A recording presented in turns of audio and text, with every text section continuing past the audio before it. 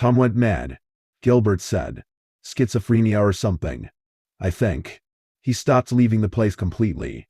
After a month of being pent up inside, he died of starvation. He was a hoarder, a serious one. It took weeks to get the home cleaned up. And even then, there's still some junk in the basement the cleaners left there. I'd be curious to have a look and see if there's anything valuable. He snorted. I doubt it though. I sorted through what remained of the clutter and determined, and most of it to be worthless. There were shelves full of dusty tools and stacks of used furniture. Shoved up against the wall was a large mattress with dirty, stained sheets and old clothes piled on top of it. There was one thing I uncovered, which did catch my attention.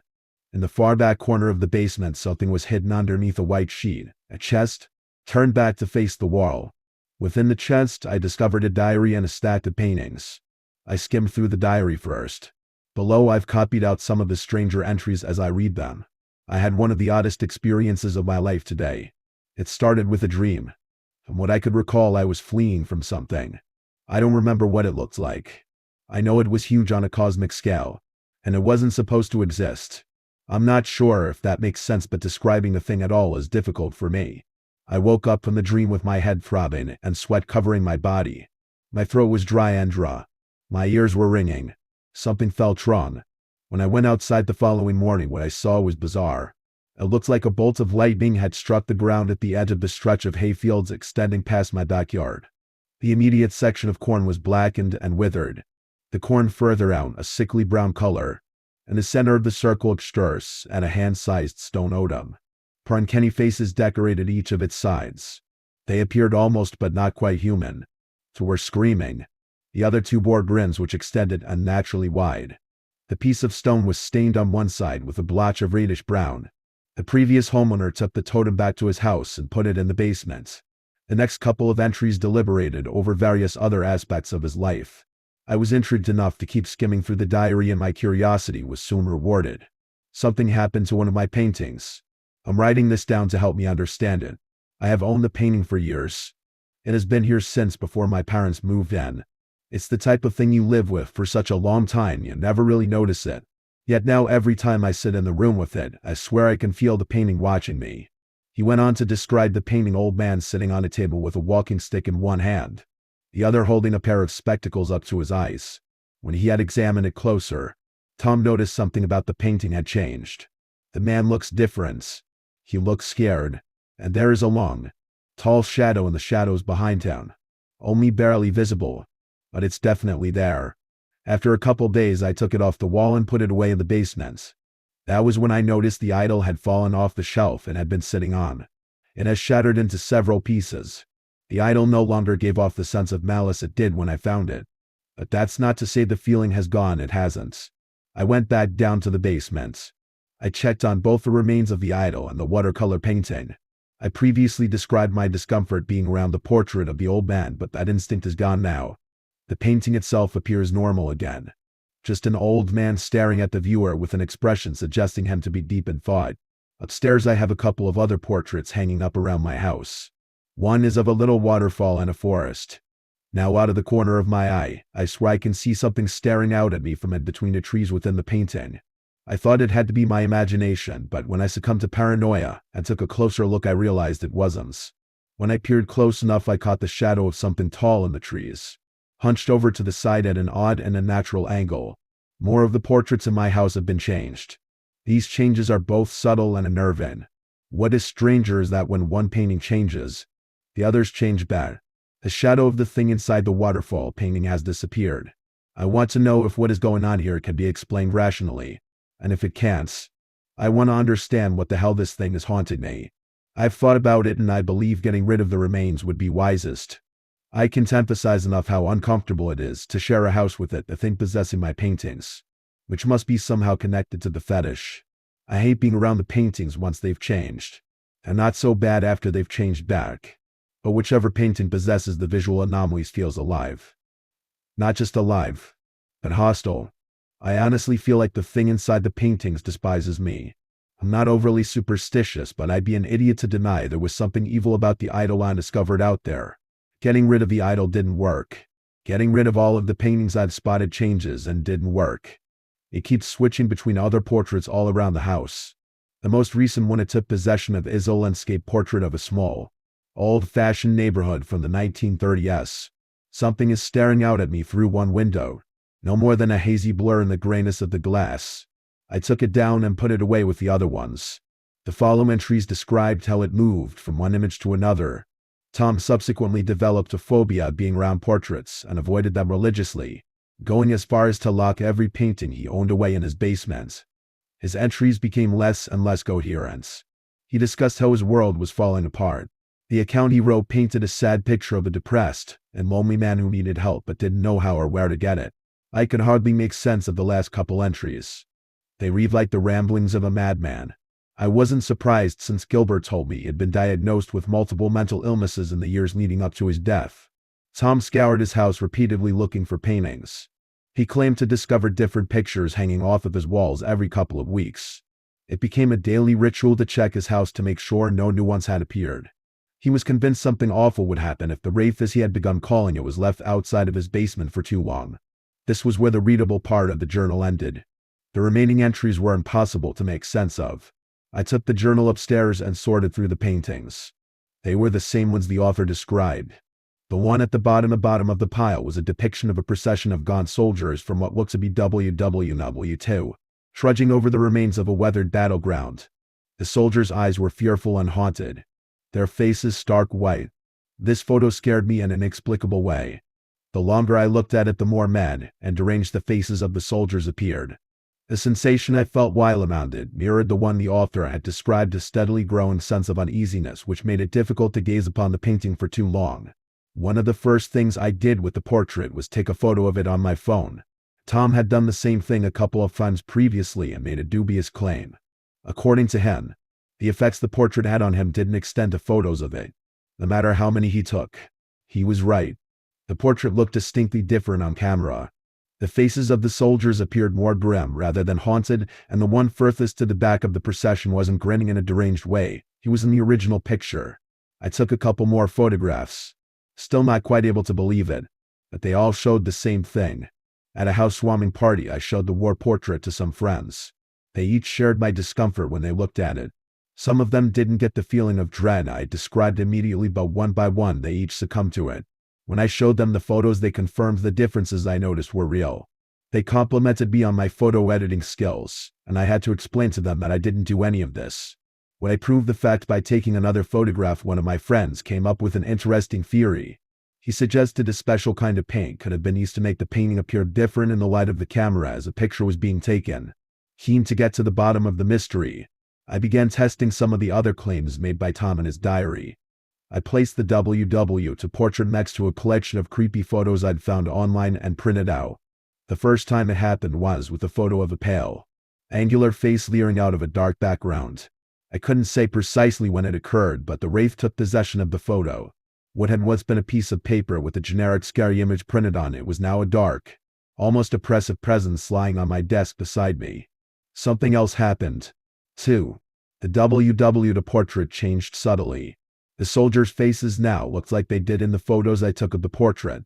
It worked just as Tom had described in his journal. Whenever I wasn't looking directly at one of the photos, I could swear the face had come around to stare at me. I frequently looked to check this wasn't the case, but this did little to curb my anxiety. The effect of the photos seemed to be cumulative over time. The longer the wraith inhabited one photograph, it began as a persistent and intrusive feeling of uneasiness. The longer I spent around the photographs, the more they troubled me. The white, angular face began showing up in the corner of my eye. I began to understand why Tom spoke of the portraits the way he did, and why he had so many of them away in the basement. If I shared the same room as the wraith, I couldn't bring myself to remain turned away from it for too long, or to look at it for too long. Ever. And I wasn't the only one who felt that way. My friends all shared the same sentiment. Once we played a game to see who could look at one of the possessed photos for the longest. The best of us lasted 9 minutes before shuddering, turning away, and leaving the room. There were things the wraith could do which Tom never learned about. But I did. All of what I'd seen so far was only the beginning of what the wraith was capable of. One rainy day when I was stuck on a class assignment, I elected to take a break and went out to get a coffee. When I came back, I noticed something looking back at me from my computer screen which hadn't been there before. It didn't take me long to pick out the subtle differences in the photo on my screen and deduce what had happened. The wraith had transferred itself onto my computer. What I was looking at was a digital copy of the same layer and face I showed you earlier. No copy I made of the image file replicated the cognitive effects of the possessed image or the visual differences the wraith had made to it. Modifying the image itself didn't do anything at first. When I changed it too much, the wraith abandoned and the image reattached itself to another one in the same folder. I put another image into a parent directory, deleted the possessed one, and waited for a response. I didn't have to wait long. The wraith did what I predicted it would do, moving to the image in the other directory. A couple of days later, I managed to get it inside of a GIF. The image depicted a girl standing and staring at her reflection. The animated loop was of the reflection leaning forward and beginning to push its face into the other side of the mirror. The wraith added an extra second to the end of the GIF, showing the reflection melting through the glass on the girl's side of the mirror. This difference was disturbing enough on its own, but I could have sworn the GIF was changing a little more each time it played on my screen. From time to time, the GIF would pop up on screen unprompted, stuck in its ceaseless repetition. I began to feel a vague sense of dread while using my computer as I feared another occurrence of the wraith flashing up on my screen. It was a stupid thing to be scared of, but I struggled to shake the feeling off. Recently, I'd watched a slasher flick, and I decided to see if the wraith would interact with it. Like with the other media, there were tangible differences in the possessed version of the film. The murder scenes were more graphic and lasted longer. The movie concluded with a 10-second shot of the murderer staring into the camera expressionlessly with no music or noise. Upon watching the movie for a second time, several more scenes played out where various characters stopped, fell silent, and stared into the screen as the murderer had done. The movie mutated further each time I watched it. Scenes became glitched, and the subtitles turned into an incomprehensible jumble of characters from a language I couldn't identify. After showing the movie to my friends, they were as unable as I was to explain what they saw. They had seen enough to be convinced the wraith was real, even if I wasn't so sure of the fact myself. However, none of us were scared by the idea. We were fascinated. We were debating what it meant when one of them brought up an intriguing suggestion. This little group of ours was in the middle of working on a horror game. It was a passion project the five of us, George, me, Nick, Hayden, and Matthew, had envisioned during our first year together at college. The wraith can inhabit all kinds of media, George said, meaning N. What if it could inhabit a video game? And as urgent, I moved the possessed movie file into the game folder on my computer. When this didn't have an effect, I deleted the file the wraith had possessed. It turned up in an image file again, this time a texture within the game. The game we were working on was an exploration of a large, liminal landscape. There was little story or background, just wandering through an eerie world with an atmosphere inspired by titles ranging from the old silent Hell games to active worlds. Even though little in the game had been tangibly changed, playing it was a totally different experience. There was an unshakable sense something was hidden in the game with us, something which wasn't supposed to be there. George in particular was blown away by what the game had become. He got it into his head that we had to find a way to put the wraith into all copies of the game. Then we would release the game, and everyone would get to experience what we did while playing it. He was certain it would be a massive success. If we could achieve this, he went as far as to claim it might end up being one of the most successful indie horror titles of all time. I brought up the significant issue with his plan. There could only be a single copy of the haunted game. My friends could only experience the game like I did when they played it on my computer. Streaming or otherwise recording the game couldn't effectively recapture the effect playing it had. He suggested running the game files through a special program to create duplicates of the wraith, though it seemed like a dubious prospect to me. I agreed to transfer the file onto a USB drive to give to him. He was convinced he could pull it off, and his excitement at the idea was contagious. For the next couple of months, George dedicated himself to development of the game. The work he did during this time was impressive. In one live stream, he toured us through a life-size sports stadium and a fully furnished shopping mall. He wanted the experience of the game to be unique for everyone who played it. For this, he had decided to make the world procedurally generated. It was an overly ambitious goal, but George was adamant he could pull it off, and he already had the code to prove it. The progress he'd made was great, but it wasn't what we cared about. We wanted to hear about what he'd done with the wraith. George admitted he was struggling to control the thing. It was skipping through files in the game too fast for him to keep track of. He assured us he would get on top of the issue and fulfill his promise. We just needed to be patient. George was a binge worker. He was typically either procrastinating or feverishly working on something. We were used to seeing him worn out after staying up late completing an assignment the night before it was due. I bring this up to explain why we weren't initially concerned, and we noticed the way George looked during classes. We did get a bit worried when he started skipping classes and missed a pair of exams. That concern evolved into worry when Nick overheard he'd bailed out on a family reunion. We reached out to him. He admitted his insomnia had come back. He tried to play it all off like it wasn't a big deal and promised us he intended to see a doctor. 2 weeks later, George shared with us another milestone in the game's development. The Stalker was a new idea George had added into the game. It would come out after a certain amount of time had elapsed in game. The Stalker was supposed to be a physical manifestation of the feeling of something hid, and just behind every corner and lurking beyond the walls of fog that the wraith elicited. We were a little peeved he'd updated the game in such a major way, without consulting with any of us. They might have argued about it. However, George was the lead developer of the game, and currently the only one working on it at the time. Over the course of the 2-hour live stream, he wandered the empty landscapes of the game searching for the Stalker, and we sat watching him. For the first 30 minutes he traversed a metropolis full of stone, still figures staring out of windows from buildings rising unnaturally far into the sky. He wandered around a town square with an oversized, circular fountain where every building was obscured by a dense layer of stagnant mist. The creepy atmosphere of the game was offset by banter between us as we watched him play. Yet there was only so long we could fill the void of silence as George roamed restlessly around the empty world. He remained uncomfortably quiet, hardly responding to our attempts to start a conversation, and he became more irritable each time we tried to talk to him. "I think I see it," George announced over the live stream suddenly. I didn't see anything. Neither did any of the other viewers who were still tuned in. His avatar had stopped and was staring off toward the slope of a hill upon which a single lonely skyscraper rose into the sky. His next comment came after another minute of silence. "I keep walking toward this thing, but it doesn't seem like I'm getting any closer." He has turned around. I think. His avatar wasn't moving at all. He hadn't moved since he claimed to have seen the Stalker. There was another pause. "You see it, don't you?" Noel agreed that we could see nothing. "I see its face." "Bloody hell. There's something wrong with it. It's..." The live stream continued for a while, with George's avatar staring off into the depths of the gray gloom. We didn't hear another word from him. After a full day of no contact from George, I went over to his place to check on him in person. George laughed his behavior off, telling me he'd felt a little sick and decided to take a break. He refused to acknowledge how strangely he'd been acting during the live stream. He couldn't remember seeing the Stalker at all, and he couldn't remember how the live stream ended. Following this incident, George began to deteriorate more rapidly. His insomnia got worse. You could see signs of it whenever he bothered attending class. He started nodding off frequently. He was always staring off into space with a dull look in his eyes, hardly acknowledging the world going on around him. George had started a blog a year prior as a game dev diary to keep the small community of fans the game had attracted up to date on its progress. By that time, it had become the main way he communicated with the outside world.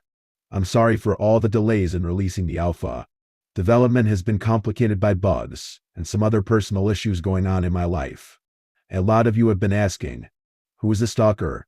I've been thinking about this a lot recently, deliberating over whether it's better to leave it a mystery for the player to imagine or if I should give a backstory to uncover as they explore.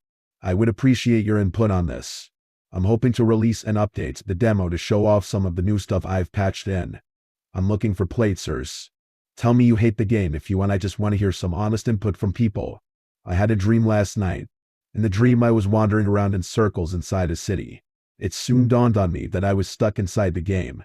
The Stalker was there. It took off its face as if it were some kind of mask. What I saw after that frightened me enough to run like hell away from it. I wish I could tell you what it was I saw, but all I can recall is a haze. I kept running until I couldn't anymore.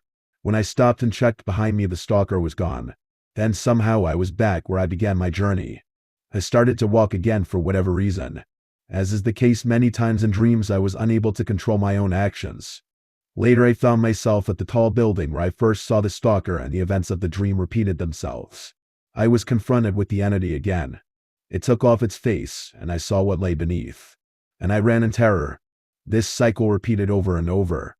Each time the entity revealed itself as something horrifying.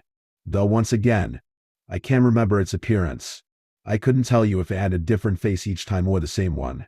The dream lasted an uncomfortably long time. It was longer than any other dream I've ever had. When I woke up from it, I felt as exhausted as if I had spent the whole night awake. I have these dreams every night. They last so long and they seem too real. When I wake up from them, I feel as if I haven't slept at all. I find it increasingly difficult to focus during the day, and I've become accustomed to feeling maddeningly tired all the time. I didn't know it was possible to want to sleep so badly and yet find it so bloody hard to get any proper rest. The sleeping pills aren't working anymore. I take them anyway. I'm very dependent on them, and I don't have the energy to deal with the side effects of quitting. At least they make me feel a little less crappy for a while. Weeks passed before another update was made. I think there were a pair of deleted posts written during the period, but I couldn't recover them. Here's the last thing he ever posted. Hi everyone. I need to focus on my mental health for a while. I will be pausing work on game development for now. I'm sorry for all of you who expected a release soon. I can't say when an alpha is going live or if I'm ever going to pick up this game again. To be honest, for anyone still tuned in, this is goodbye. For now, we'd had a talk with him and finally gotten George to understand how seriously he needed help. He'd been persuaded to speak to a new doctor about his sleep issues, and he came back with a new prescription. He also acknowledged how obsessed he had become with the game and agreed to take a break from working on it. He was still in a bad state, but he'd taken the first steps in getting his life back together. I made a mistake then, though I didn't realize it at the time. I allowed George to keep the possessed copy of the game, as long as the wraith remained in his life. Its grip on his mind would never loosen. Not understanding that truth cost George everything. A couple of days after our last exchange, George was found dead in his apartment. It was a seizure, the doctors said. The seizure caused apnea, which was what caused his sudden death. The scene must have been traumatizing for his mother, who discovered him in his apartment. When she'd found him, he was lying on the floor. The room was dark except for the flickering light of his computer. It was locked in the game world. George was spread-eagled. His face turned to the side, and one of his arms was dislocated. It felt like so little time ago that I was hanging out at George's place with a pile of pizzas and some drinks, and we were laughing at some silly game he'd created over the weekend for a game jam. The George I remembered was a totally different person from the haggard and mottled skeleton of a person we saw at the funeral. The game was abandoned. After a couple months passed, we began working on a new project together, but without George there to guide and motivate us, it lacked the passion and drive it needed to get anywhere. Soon enough we abandoned it too. As for the wraith, it sat untouched within an unidentified file on George's computer for a while. His home remained undisturbed for close to a year. George's mother eventually decided to clean up the apartment. She asked us if there was anything of his we wanted to keep. After some deliberation, I agreed to be the one to go back there to retrieve his computer containing the possessed copy of the game. My friends and I replayed the game to make sure the wraith hadn't moved again. Once we agreed that it was still inhabiting the game, we deliberated on what to do with it. We decided we couldn't dispose of the computer. The wraith would transfer itself to another conduit, and with the new item it would prey on someone else, perhaps another one of us.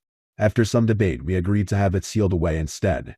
We hoped it might remain inactive if it was isolated from people as it had been before I moved into the house. Nick rented out a storage unit. We locked the hard drive of the computer in a safe box, and we left it there. We hoped to never have to lay eyes on it again. For a couple of years our plan actually worked. Nothing could replace the piece of our lives the wraith had stolen, but at least now, we knew it wouldn't hurt anyone else. Things were complicated when the storage space was robbed. Nothing was stolen from the unit we dreaded, but the one next door was completely trashed. They elected to move the safe box and its contents to a new, more secure location.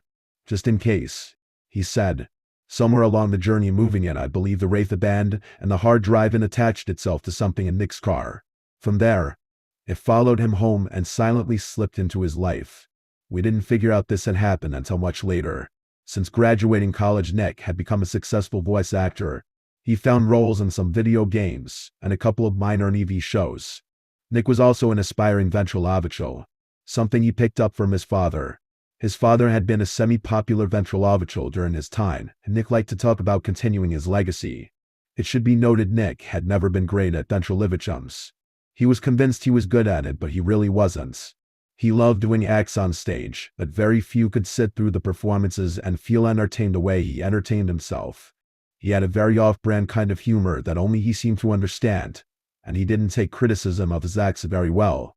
The fact was Nick was a great voice actor, and he had the technique down perfectly for making the dummy appear as if it were talking. But he just couldn't put together an interesting script, and that ruined his performances. Everything changed when the Wraith returned, and its newest from a couple months later. Nick introduced his audiences to Tommy, a ventriloquist dummy he claimed to have discovered stashed away inside the depths of his basement.